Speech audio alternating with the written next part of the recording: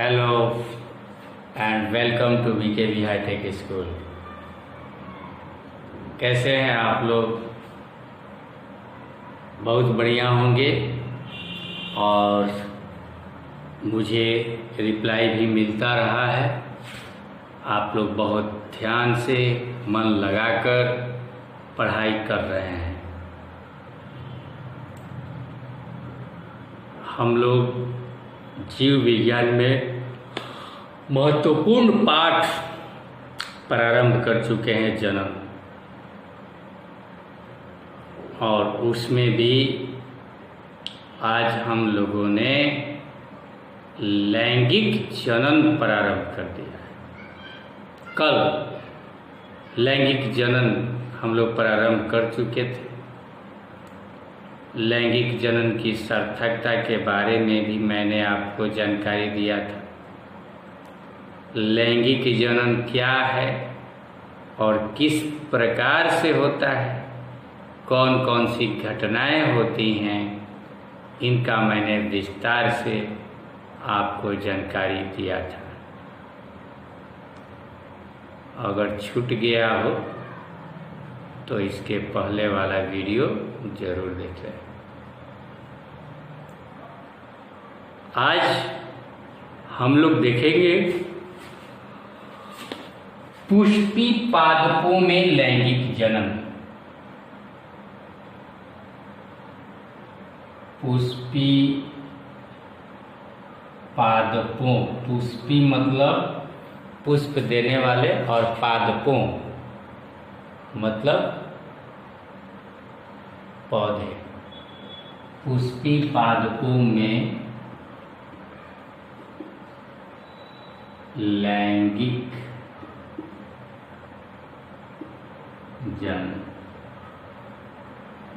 ऐसे जो पुष्पी पादप नहीं होते हैं, जो पौधे पुष्प नहीं धरते हैं, उनमें भी लैंगिक जनन होता है। लेकिन हम लोगों को अभी 10th के सिलेबस में नहीं पढ़ना है, 11th क्लास में पढ़ना है। तो यहाँ हम लोग ध्यान देंगे sexual reproduction in flowering plants. इसमें क्या होता है, मैंने बताया था कि पौधों में या जंतुओं में जब लैंगिक जनन होगा तो लैंगिक अंग भाग लेंगे। अब यहाँ प्रश्न उठता है कि पौधों में लैंगिक भाग या लैंगिक अंग कौन सा होता है? तो याद रखिए, पौधों में लैंगिक अंग होता है पुष्प। थोड़े पानी पी कर आ रहा हूँ। पौधों में लैंगिक अंग कहाँ होते हैं? पुष्प में होते हैं, और उसी को जनन भाग भी कहा जाता है। तो चलिए, हम लोगों को लैंगिक जब जनन पढ़ना है तो लैंगिक जनन के लिए हम लोग पुष्प का स्ट्रक्चर देखें, पुष्प का बनावट देखें कि पुष्प में आखिर क्या क्या चीज होता है। तो ध्यान से देखिएगा। सबसे पहले अगर हम एक पौधा बनाएं, तो पौधा तो मैं बना नहीं रहा हूँ, लेकिन पौधे के अंदर क्या क्या होता है आप समझ रहे हैं। पौधा के अंदर तना होता है, तना से पत्ती भी निकला रहता है और तना से फूल भी निकला रहता है। तना से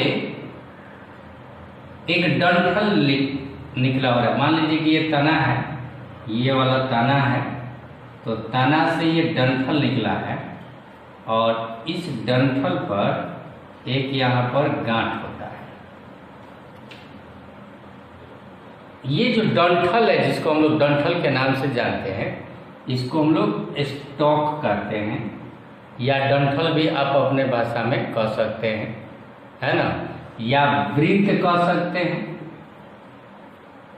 या इसी को पेडिसिल भी कहा जाता है।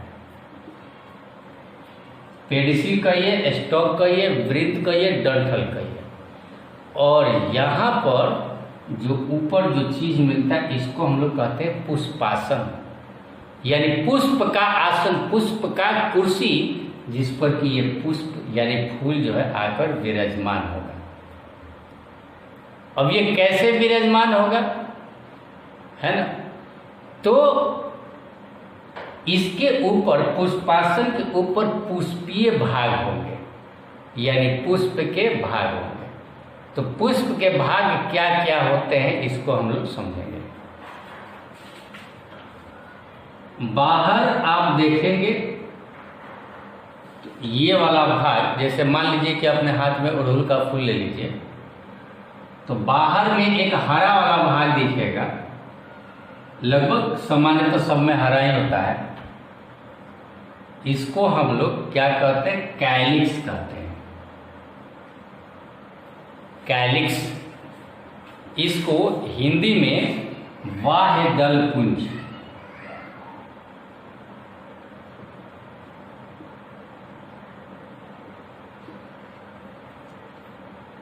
या आप इसे अंकुरी के नाम से जानते हैं, एक ही बात।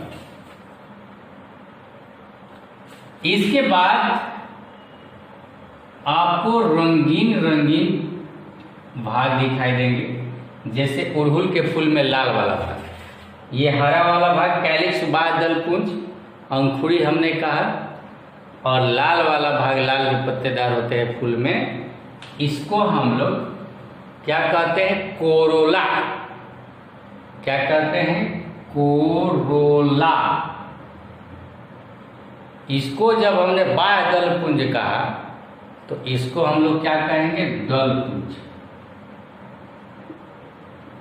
दल पुंज का मतलब क्या हुआ, बाह्य दल पुंज के अंदर दल पुंज का। और दल पुंज को ही हम लोग पंखुड़ी के नाम से भी जानते हैं। अब इसके बाद देखिए कैलिक्स, कोरोला, अब एक और चीज आपको मिलेगा, एंड्रोसियम और गाइनोसियम। तो मैं अभी अड़हुल का फूल बताया, इसलिए मैं पहले गाइनोसियम बताऊंगा। देखिए गाइनोसियम में क्या होता है, एक यहाँ कलश जैसा आकृति होता है, कलश जैसा आकृति। ये कलश जैसा आकृति जो है, इसको हम लोग, ये कलश जैसा जो आकृति है और ये डंठल है, और ऊपर फिर एक कटोरा जैसा आकृति है। ये जो आकृति आपको दिखाई दे रहा है, इसको हम लोग यहाँ से लेकर पूरा तक क्या कहते हैं, गाइनोसियम। गाइनोसियम को हम लोग जायांग के नाम से जानते हैं।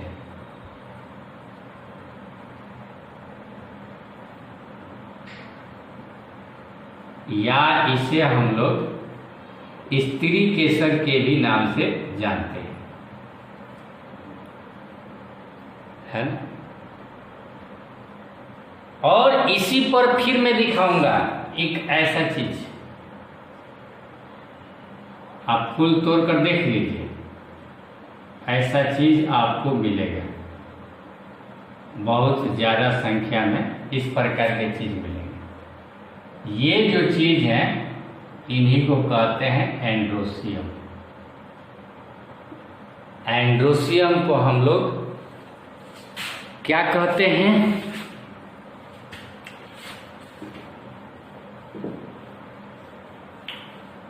अंकुरी, पंकुड़ी, पुंकेसर या पुमंग कह लीजिए, या पुंकेसर कह लीजिए।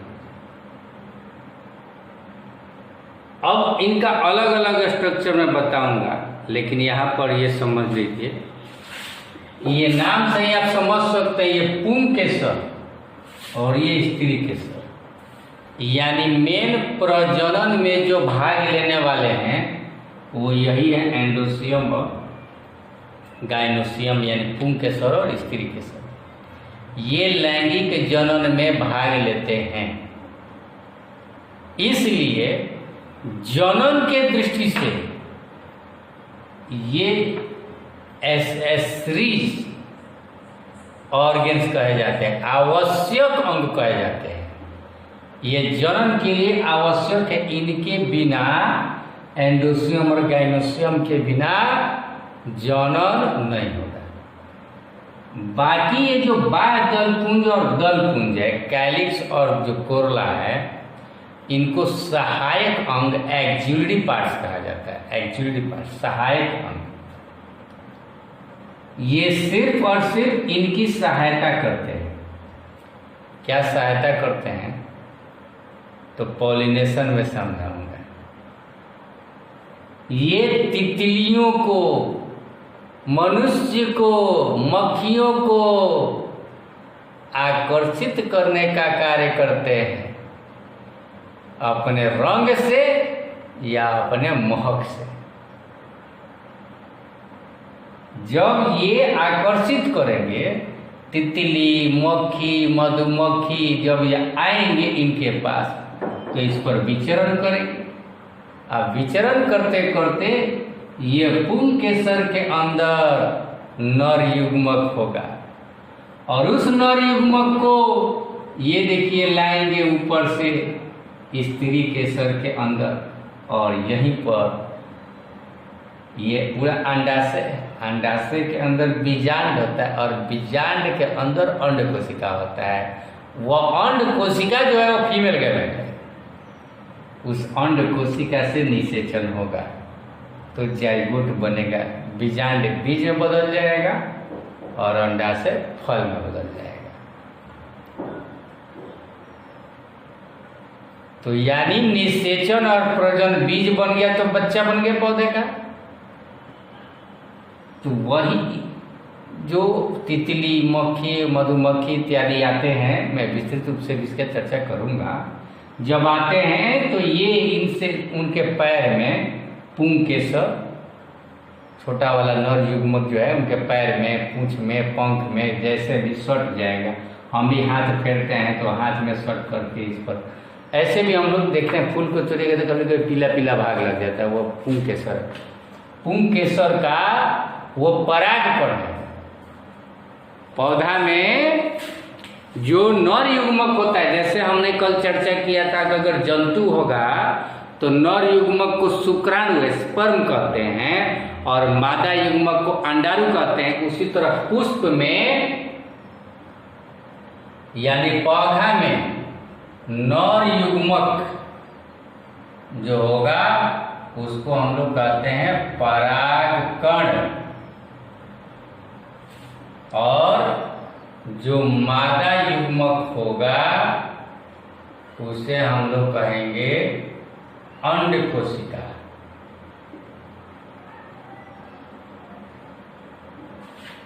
ये एन होते हैं हैप्लॉइड, अगुणित और द्विगुणित मैंने कल बताया था, अगुणित होते हैं।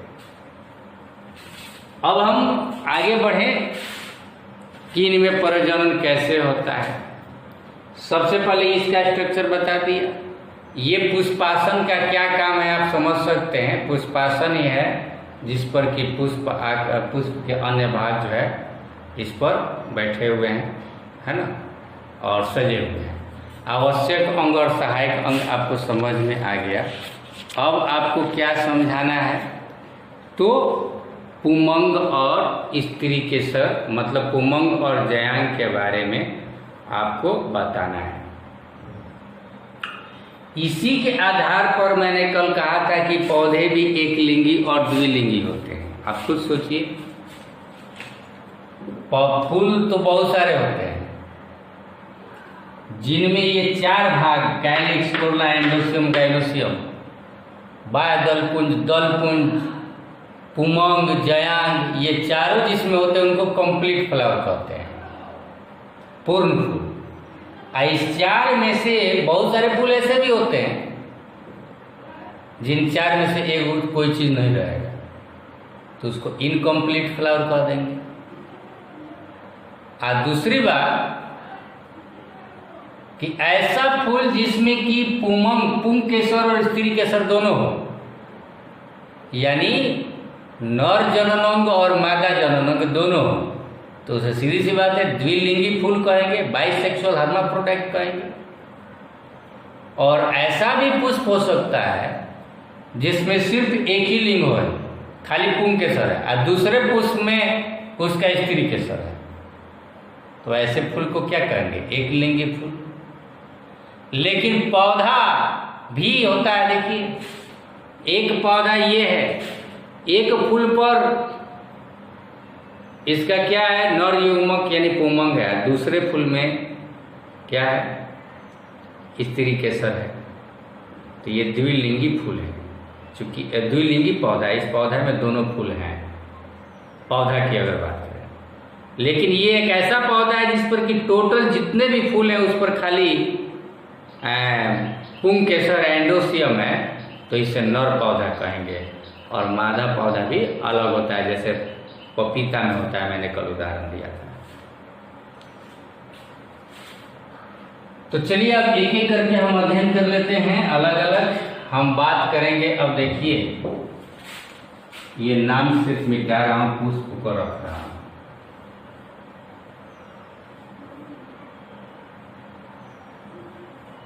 इसको भी मैंने मिटा दिया,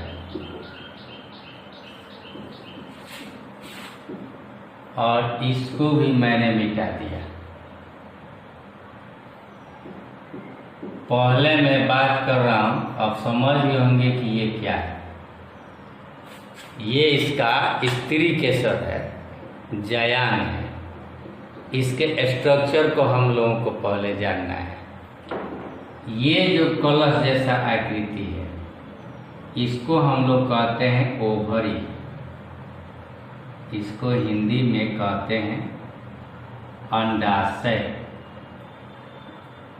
इस अंडाशय के अंदर होता है बीजांड। अंडाशय के अंदर, ध्यान से सुनिएगा मेरा एक एक बात। अंडाशय के अंदर होता है बीजांड, और बीजांड के अंदर देखिएगा, अगर मैं ये बीजांड बना रहा हूँ, मैं अंडाशय के अंदर वाला, ये अंडाशय है पूरा, और ये देखिए ये बीजांड है, और ये अंडाशय है। तो मैं बीजांड को बाहर लिया। इसमें कुल 8 कोशिकाएं होती हैं, प्रतिव्यसांत कोशिकाएं। ये यही जो कोशिका है यहाँ पर है ना, यहाँ पर थोड़ा सा धंसा हुआ भाग होता है, इसको बीजांड द्वार कहते हैं। बताऊंगा, ये बीजांड द्वार है, और ये है अंड कोशिका। और अंड कोशिका के नीचे ये जो 2 कोशिका है, इसको सहायक कोशिका कहते हैं। और यहाँ पर केंद्रीय न्यूक्लियाई, केंद्रीय कोशिका भी कहते हैं, केंद्रीय न्यूक्लियाई कह सकते हैं। तो 3 नीचे और 3 ऊपर, 3 पर, इसको प्रतिव्यसांत कहते हैं, चले जले। और इसको अंड बीजांड द्वार 8 कोशिका है। 8 कोशिका में एक जो है वह होता है अंड कोशिका, एक अंड कोशिका होता है। और यही जो है एन होता है, यानी मादा युग्मक है। चलिए ये तो समझ में आ गया। यहाँ पर कितने कोशिकाएं हैं? 8 कोशिकाएं होती है, याद रखिएगा। अब खेल खिलाऊंगा, मैं बताऊंगा। यहाँ पर ये ओवरी हो गया। अब देखिएगा, इसको हम लोग कहते हैं वर्तिका। यह जो नली है, इस नली को वर्तिका कहते हैं, या इंग्लिश में इसको स्टाइल कहते हैं। ऊपर जो कटोरी जैसा जो संरचना आप देख रहे हैं, इसको वर्तिका कहते हैं, या इसको हम लोग इंग्लिश में स्टिग्मा कहते हैं। ये एक एक चीज़ मैंने समझाया अभी जायांग के बारे में। अब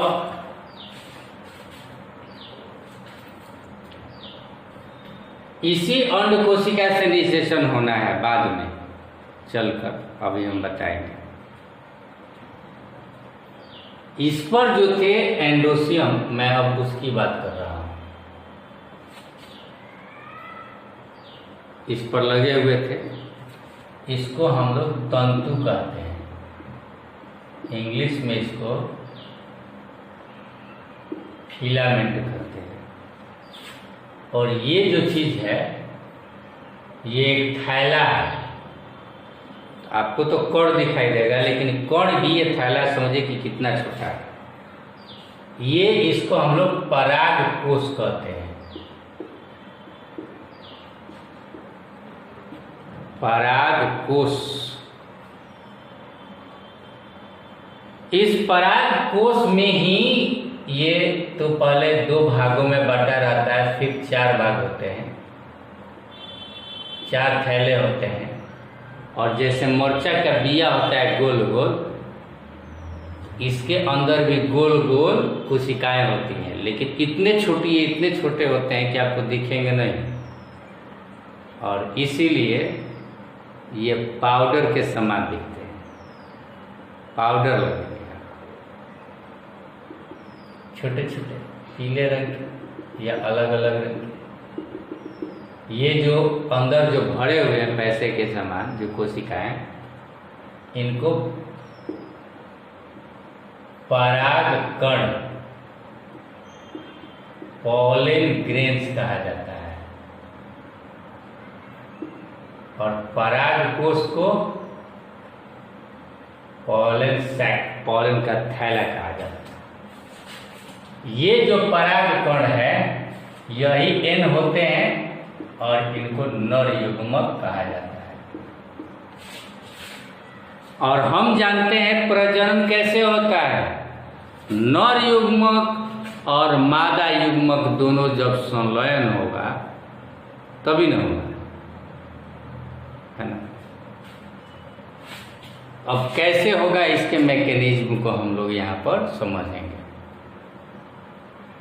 देखिए, सबसे पहले यहाँ पर परागण होता है।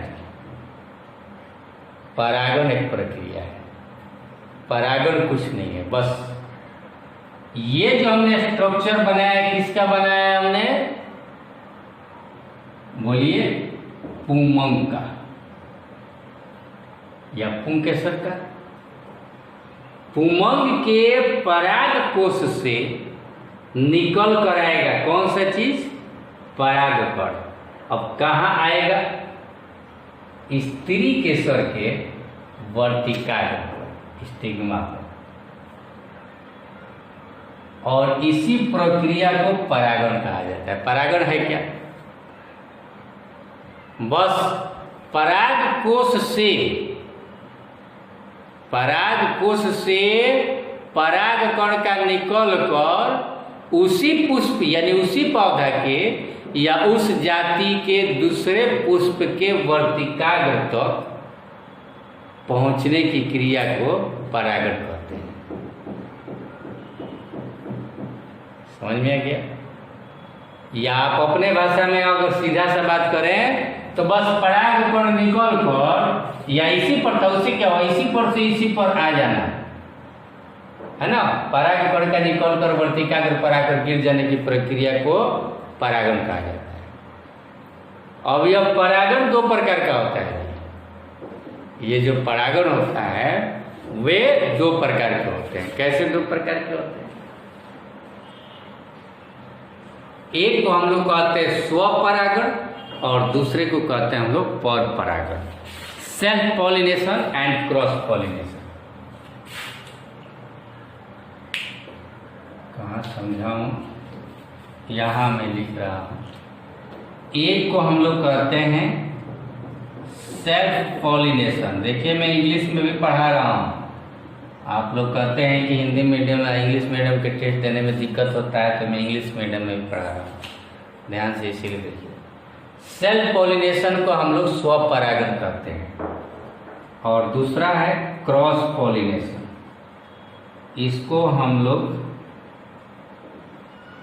हिंदी में कहते हैं पर परागण। इन दोनों में क्या अंतर है? देखिए, एक पौधा है और इस एक पौधा पर बहुत सारे फूल लगे हुए हैं।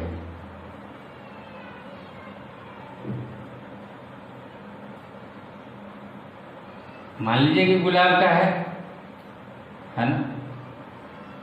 अब देखिए, एक ही पुष्प का परागकण निकलकर इसी पुष्प के स्त्री वर्तिकाग्र पर गिर सकता है, तो इसको हम लोग कहेंगे स्वपरागण। या इस फूल का परागकण इसी पौधा के नीचे वाला स्त्री के स्वर है, उसका भी वर्तिकाग्र होगा ना। तो इसका परागकण दूसरे फूल के, लेकिन पौधा वही होना चाहिए, सेम पौधा, और वही फूल नहीं, फूल बदल गया लेकिन पौधा वही, दूसरे फूल के स्त्री के स्वर के वर्तिकाग्र पर आकर गिर जाए, तो ये भी क्या हुआ? स्वपरागण कहेंगे। मतलब एक पौधा के अंदर अगर परागण होता है तो स्वपरागण। मगर ऐसा हो सकता है कि एक यहाँ पर फूल है, पौधा है गुलाब का, और मक्खी आई, फूल पर चढ़ी, मक्खी के पंख में लग गया परागकण, सट गया, और उड़कर मक्खी इस पौधा पर आ गई और इस पौधा के फूल के स्त्री के स्वर के वर्तिकाग्र पर आकर पंख से गिरा दी परागकण। तो यह क्या हो जाएगा? पर परागण। यानी पौधा जब चेंज हो जाएगा, एक पौधा का परागकण दूसरे पौधा के स्त्री के स्वर पर जाकर गिरेगा, तो इसको हम लोग कहेंगे पर परागण। लेकिन याद रहे, ये नहीं कि यहाँ है गुलाब, यहाँ है गुलदाउदी, तो नहीं होगा, जाति एक ही होना चाहिए।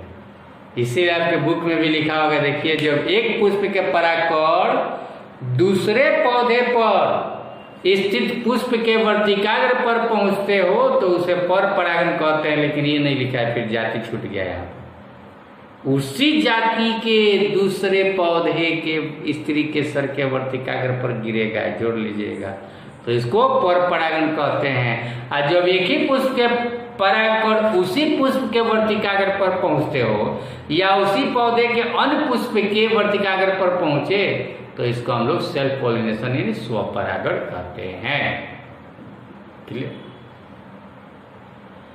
अब याद रखिए कि स्वपरागण किसमें होगा?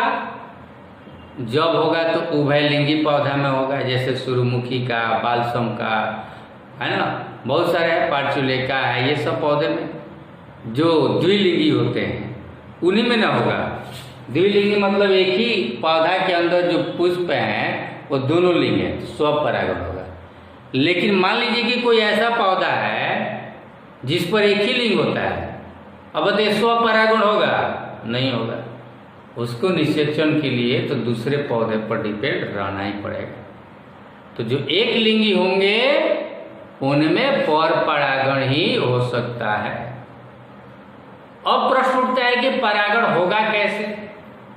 जो एक लिंगी पौधा है, एक लिंगी पौधा के दूसरे पौधे के मतलब परागकण दूसरे पौधे की स्त्री के साथ कैसे आएगा?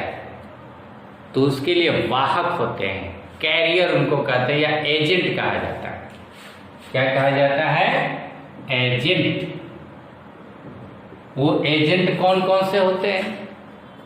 जो परागकण को ढोकर लाएंगे उनको एजेंट कहेंगे। वो एजेंट क्या होंगे? वो एजेंट दो प्रकार के होते हैं। वो भी कौन कौन? बायोटिक और नॉन बायोटिक कह सकते हैं, लिविंग्स और नॉन लिविंग्स कह सकते हैं। तितली, मक्खी, मनुष्य का हाथ, हड्डा, बिननी, चिड़ई, गिलहरी, बड़े बड़े पेड़ पर कौआ, ये सब क्या है? चमगादड़। ये सब एजेंट हैं जो पराग कण को एक फूल से दूसरे फूल पर या एक पुष्प से दूसरे पुष्प पर लाकर डालते हैं, देते हैं, है ना? एजेंट है। दूसरा अबायोटिक भी हो सकता है, वायु, जल। ये क्या है? हवा के द्वारा भी उड़कर तो पड़ सकता है, सूख गया तो। जल के माध्यम से भी, जैसे नारियल में जल के माध्यम से डिस्पर्सल ऑफ सीड होता है। वाह, बहुत सारे हैं। जंतुओं में भी जल के माध्यम से निषेचन होता है, जैसे मेढक में। उन जंतुओं की भी अगर बात करेंगे तो ये हो गया आपका क्या चीज? कैरियर। इसको हम लोग एजेंट के नाम से जानते हैं। एक और बात बताऊं, अब परागण हो गया तो परागण के बाद की क्रिया क्या है, तो ध्यान दीजिएगा। अब मैं इस आकृति को थोड़ा सा बड़ा बना रहा हूं।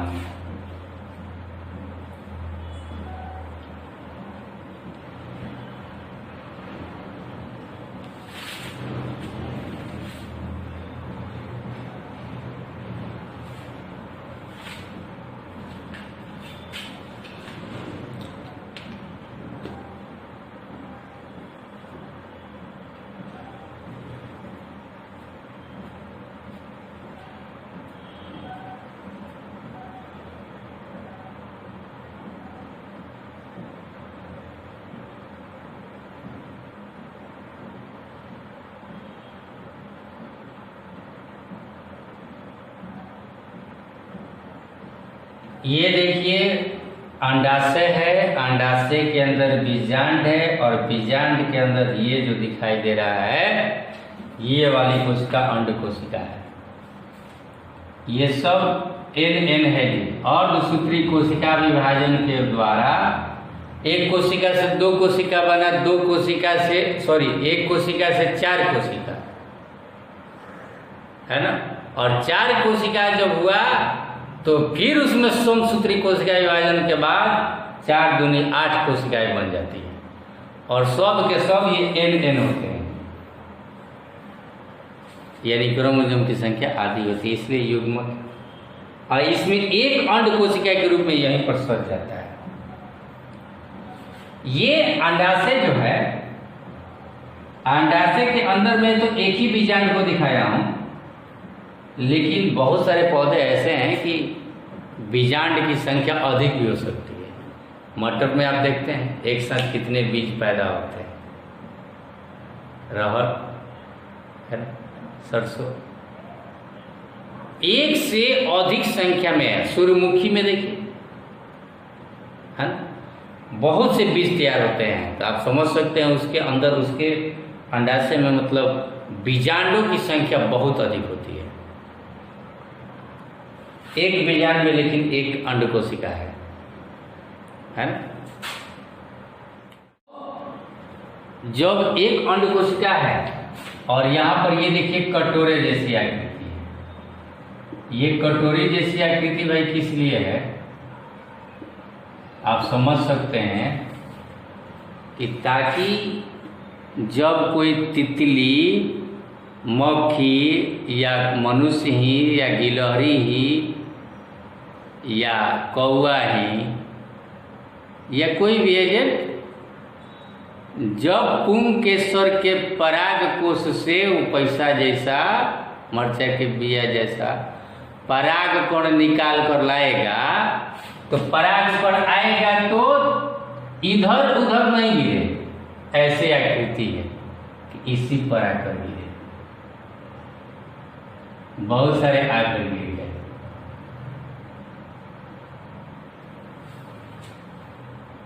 और गिरने के बाद ये जो वर्तिकाग्र की जो कोशिकाएं हैं ना सर, वर्तिकाग्र की जो कोशिकाएं हैं ये बहुत चालाक है। दूसरे जाति का परागकण आएगा तो ये पहचानते हैं कि ये दूसरे जाति का है, उससे लेना देना नहीं है, कोई हरकत नहीं होगा। लेकिन मान लीजिए कि ये गुलाब का है और गुलाब का ही परागकण आया, तो अपने जाति के परागकण को पहचानने में ये सक्षम होते हैं, पहचानने में ये सक्षम होते हैं। और जैसे ये वर्तिकाग्र की कोशिकाएं पहचान गई कि मेरे ही जाति के परागकण इस पर आ गए हैं, तो ये तुरंत अपने अंदर से कुछ रसायन निकालेंगे। वर्तिकाग्र की कोशिकाएं, वर्तिकाग्र की कोशिकाएं ये एक रसायन निकालेगी और उस रसायन से एक नली बनेगा। एक नली बना, दिखाई दे रहा होगा आपको। और मैं इधर से लाया, आप इधर से भी ला सकते हैं, चाहे जैसे भी। ये नली जो है झिल्ली जैसा होता है, बहुत पतला, जो नली के अंदर, ये हमने देखा है कि वर्तिका था ना, तो वर्तिका के अंदर ये जो नली बना कब बना? परागण के बाद बना, नहीं, परागण के बाद बना यह नली। परागण के बाद जब यह नली बना वर्तिकाग्र के द्वारा, तो ये किस लिए बना? आप समझ सकते हैं, अपने जाति की ये जो परागकण आ गए ना, इन परागकणों को नीचे खसकाने के लिए, फिसलने के लिए, ताकि ये धीरे धीरे अब फिसल कर नीचे आएंगे। तो चूंकि परागकणों को अंदर जाने की इजाजत, उनको रास्ता प्रदान करने के लिए ये नली बना, इसलिए इनको कहते हैं पराग नली। इनको हम लोग इंग्लिश में कहते हैं पॉलन ट्यूब। ये पराग नली के द्वारा, अब ये देखिए, ये पराग नली आया बीजांड द्वार के पास, और इसमें से एक परागकण आया और ये परागकण जुड़ गया। किससे जुड़ गया? अंड कोशिका से। एक परागकण जुड़ गया एक अंड कोशिका से। अंड कोशिका से परागकण मिला नहीं, इसको भी हम लोग निषेचन कहते हैं। और निषेचन के फलस्वरूप ये भी N था और ये भी N था, तो ये कितना हो गया? 2N। यहाँ जो कोशिका बना वह जाइगोट बना, ये दोनों मिल गया, निषेचन की क्रिया हुआ, जाइगोट, जिसको हम लोग युग्मनज कहते हैं।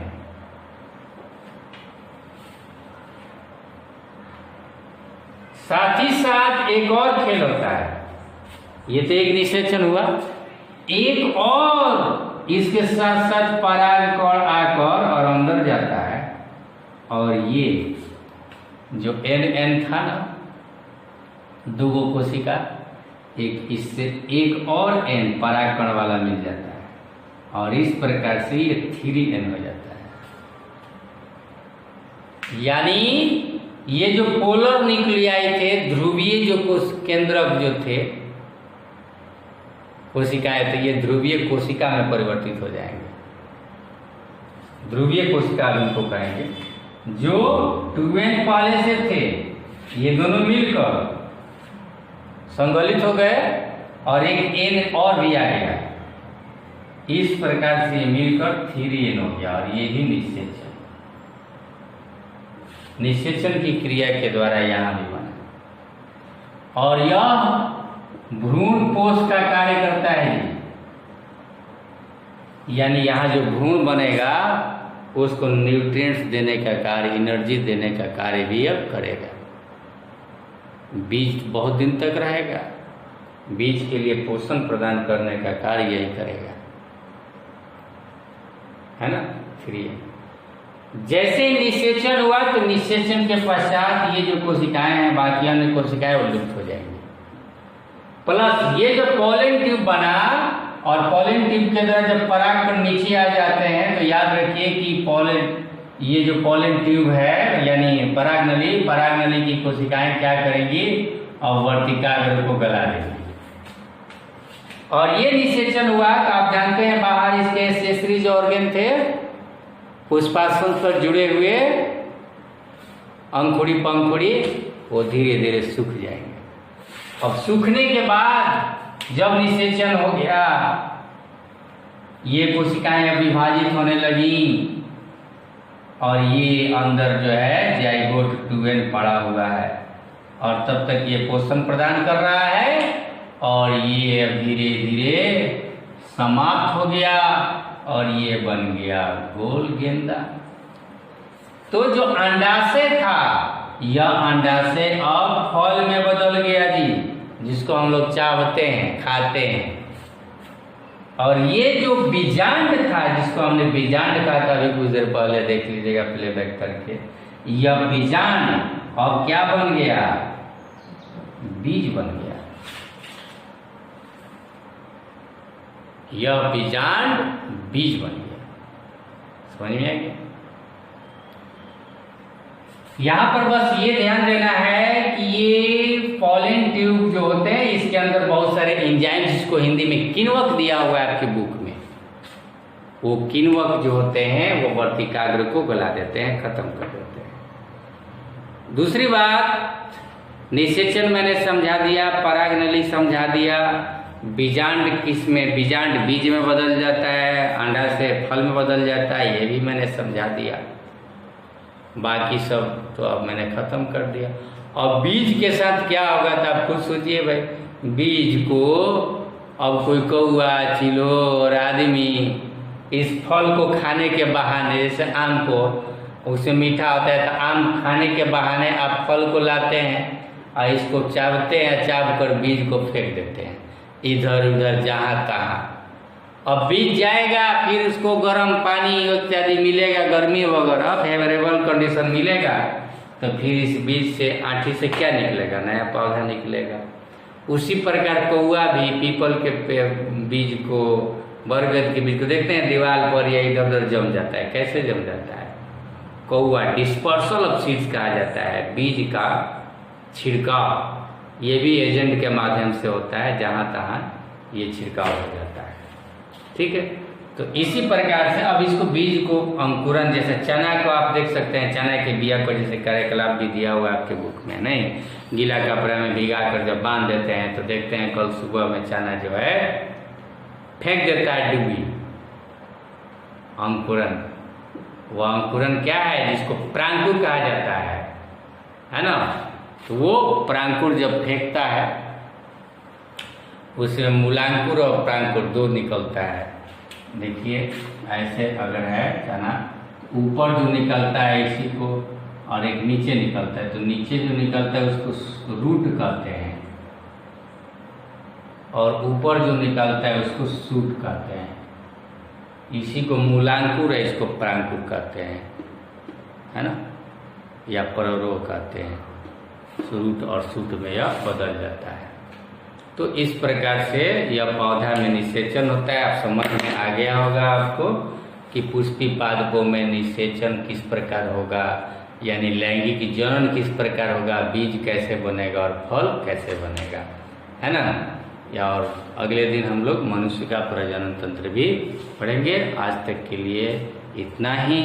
आज का क्लास कैसा लगा ये भी मुझे ज़रूर बताएंगे। ठीक है, थैंक यू।